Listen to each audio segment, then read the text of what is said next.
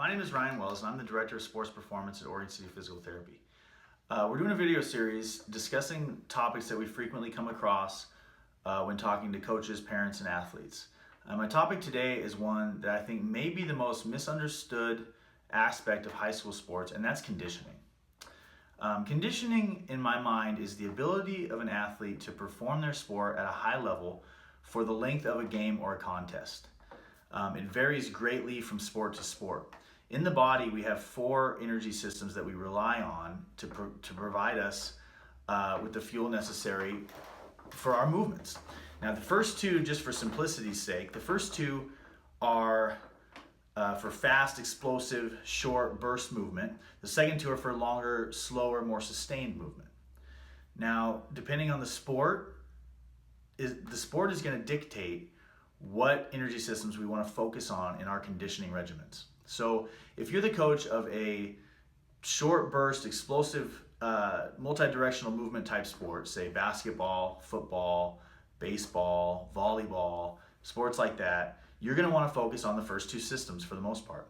If you are the coach of more of an endurance sport, think middle distance running, cross country running, swimming, cycling, things like that, even soccer and lacrosse to an extent, you're going to want to focus more on the last 2 energy systems.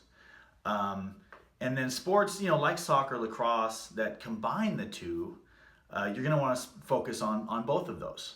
Now, those 2 energy systems for short explosive movement, you work on those by doing just that. It's short explosive movement followed by rest. So if you're a basketball, football, volleyball coach, you need to have your athletes doing short burst movement followed by rest. So sprinting, lateral drills, jumping, plyometrics, things like that with rest intervals, because they need to recover, because that's what their sport is. It's explosive and recover. On the other end, if you're a soccer coach, lacrosse coach, swim coach, cross country coach, you need to have your athletes doing more longer endurance activities. It's not a one-size-fits-all approach. Basketball players, volleyball players shouldn't be out running laps around the track. They shouldn't be running miles. Just like your swimmers, your sprinters probably shouldn't be doing lateral shuffles in the gym. So in the end, what conditioning really needs to be is the movements of the sport with the rest intervals of the sport. That's really what it's all about.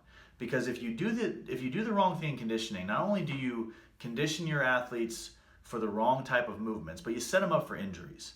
Volleyball players are not used to the pounding of running laps. So if you make them go run laps, they're going to get injured. They're going to have shin splints. They're going to have, maybe get stress fractures. I mean, anything can happen out there because their bodies aren't used to it.